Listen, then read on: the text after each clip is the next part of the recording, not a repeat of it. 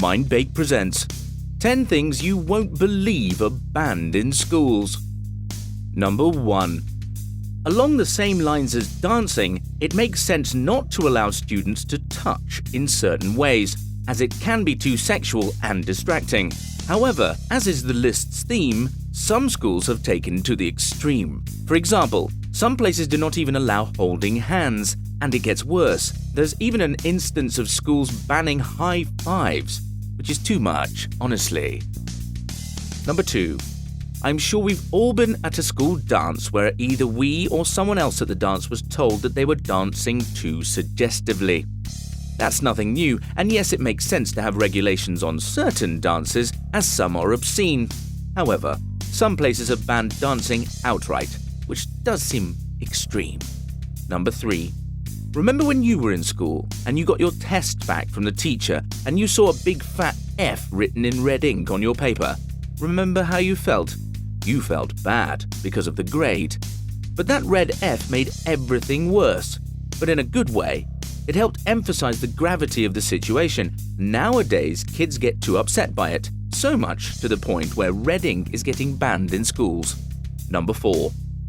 I personally had a great time playing competitive games in school. Outside sports, dodgeball, and so on. It was fun. Even if you lost, you had a good time. And even if you got hit in the face by a ball, you still had a good time.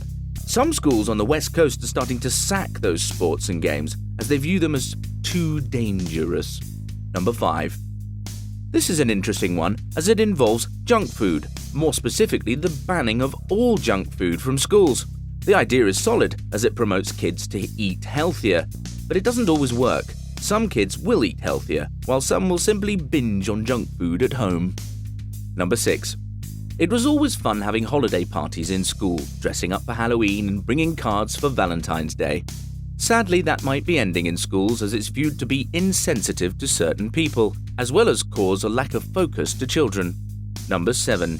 It's completely understandable that schools would want to limit cell phone and social media usage as it can be a huge distraction to learning. However, at the same time, the internet is one of the most valuable learning tools we as a society have at our disposal. So it makes it a little over the top that some schools have banned phone and social media completely. It makes learning much more difficult at times. Number 8. Sure, it's dangerous for a kid to ride their bike to school. However, it probably isn't much safer to ride on a school bus that does not have seatbelts. Some schools have banned all forms of non-motorized transport. No bicycles, no skateboards, nothing. Only cars and buses. Which again is probably safer, but it's not so good for their health to be idle in a car or a bus. Number 9. It's understandable to monitor what food is distributed in a school, since some people have very deadly allergies to certain things, and it would be bad if they accidentally ingested it. However, some schools have taken it to the extreme by banning outside food altogether, and not just for lunch. Kids cannot bring snacks or their own food from home, which is usually healthier anyway. This is a bad thing, because some kids do not care for school food, or even cannot afford it. Number 10. There are some schools in the US that have banned backpacks altogether. This one is partially understandable, as it helps reduce the possibility of kids bringing weapons to school or stealing.